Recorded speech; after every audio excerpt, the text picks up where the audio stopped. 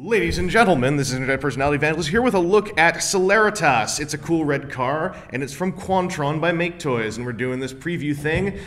Ba-ba-bum. Now, I've connected my magic wire to my computer, all Bluetooth enabled and stuff, which is completely fake. And then we come over here, and you're going to hear exactly what I said thanks to the magic of television. Because over here in the intro...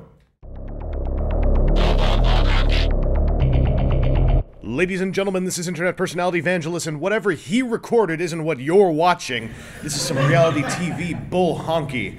We're taking a preview look at one of the smaller team members from Maketoys' upcoming combiner, Quantron. This is Celeritas, a red car that possibly moves at the speed of light. And it pulls off that velocity with a lot of aerodynamic swept lines and curvatures all over its futuristic drag racer chassis. This car is smooth, sleek, and just the right shade of crimson overdrive. The detail that really grabs me, though, are the panels of translucent orange. They're quite skilled at catching light and are a major visual motif of Quantron on the whole. I dig them a ton, but they also are a big-time liberty taken with the computronic source material and may rub some of you compuphiliacs the wrong way. But that ain't my problem. I love them! And that same translucent pseudo-glow forms the entirety of the two firearms that Celeritas comes with. They can be plugged into the side swoop sections of the front of the car in a small number of ways and kinda don't really blend into the silhouette at all. But hey, guns on a car moving at the speed of light, they must shoot space bullets hella fast! Like that momentum! Either that or he shoots them and they fly back through the gun and tear the gun apart and go through Celeritas' brain and he dies while he's driving. And what a bad idea. Let's transform him.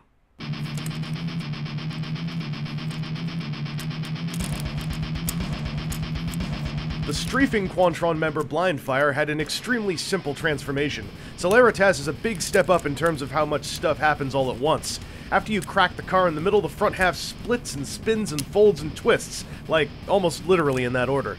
This hits a very palatable balance of transformation steps and intuitive design, neither boring nor overcomplicated.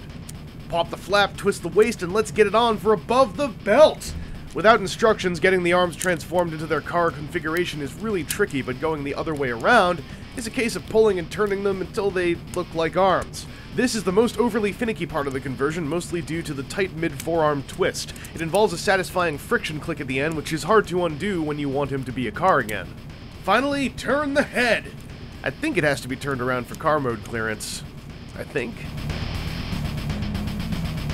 Celeritas has a very Lightspeed-esque chest. Most of the rest of his body takes a ton of liberties. From the fenderless feet to the wheel-fronted legs to the lack of a backpack to the hardcore shoulder pads. This is not slavish to G1 Lightspeed in any way, and I am quite happy with the result. Celeritas throws big nods to Lightspeed, but has a robot mode far more his own, hitting a combo of anime sleek and uncluttered tightness that very much wins me over. His head sculpt is the other most Lightspeedy thing aside from his chest, elongating and roundening the original peg head into something more satisfying to look at. Celeritas can carry around his two orange guns all like a cold mother, but if you want to power him up a bit, his leg wheels have detachable chunks that plug into the bottom of the firearms to add some stronger clips of laser ammunition.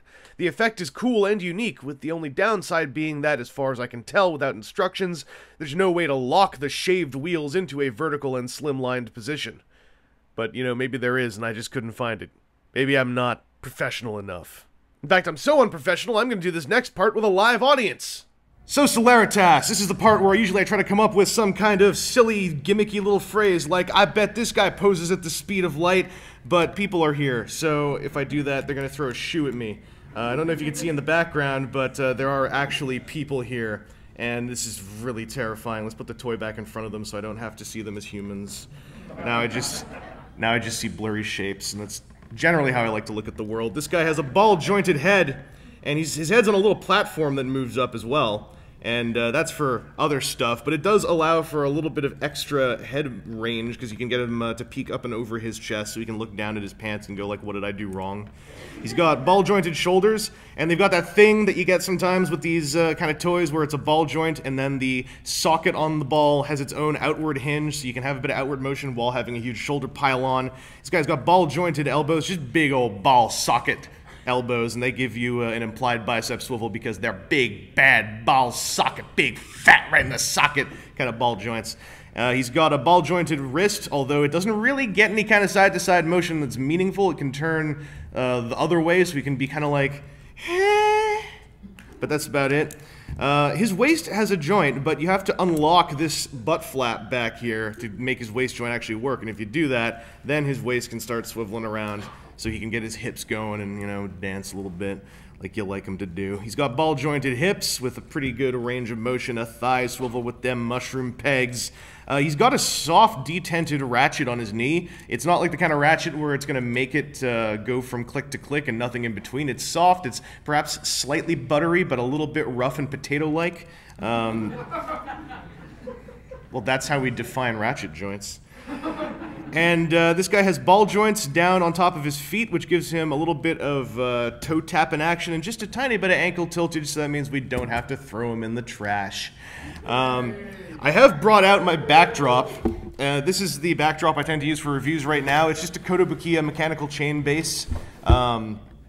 It's something that often is sold out, and then suddenly there's a whole bunch of them again on places like HLJ or AmiAmi or Hobby Search or all the sites that most everyone knows of now that they go to looking for fresh Bandai releases like Figuarts or Macross Toys and seeing them sold out.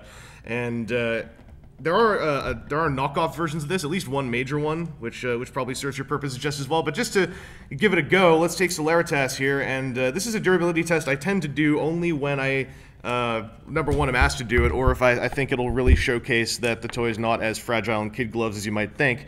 So you take the toy and you throw them at the thing. Nothing happens. In fact, I threw him so sissily I didn't even hit the back wall, so we'll try that again. There, he survived. So this guy can be thrown against a wall, and nothing breaks or shatters or anything, unless I broke something and I don't notice, in which case I'll hide it in editing, because that's the magic of editing. But that's the posability section for Celeritas. That was about 3 minutes, 25 seconds for a toy about the size of Small Deluxe. That's okay. Sometimes those posability sections get a bit long, and then I just feel embarrassed because now I've got a 5-minute video with a 9-minute posability section in the middle, and, you know, one always has to work to improve on oneself. Anyway, let's move on to my overall thoughts, which I haven't written yet. Celeritas comes in a box with 4 other toys who all merge together into a big-ass Roboman, so it's not like I can just pop out recommendations on him as a standalone piece.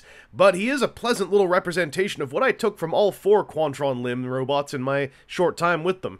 They are great standalone figures. The 3 ground-born Quantronians bring escalating levels of transformation complexity after their simpler sibling Blindfire, with Celeritas coming in as the second simplest of the 4. They all have unique gimmicks with their weaponry, strong and characteristic design work in their vehicle and robot modes, and a strong sense of identity without crutching on slavish representation of Transformers-branded characters. The homage is clearly there, but the strongest keynote I anticipate from the Quantron set, whenever I get mine, is a lack of reliance on anything called Technobots outside of homage and buyer awareness. In different colors with an alternate head, Celeritas would very much stand on his own, and I suspect that may be the case for the entire Quantron experience, and I'm very much looking forward to it. Anyway, this has been Internet Personality Vangelis, and I hope this preview's helped you in your own occupation of the pre-release window for Quantron. Piaw's got his own preview video up for Blindfire, and our entire fan media panel will hopefully be up in a post-produced multicam form sooner than later. Bring on the Compu-Quan!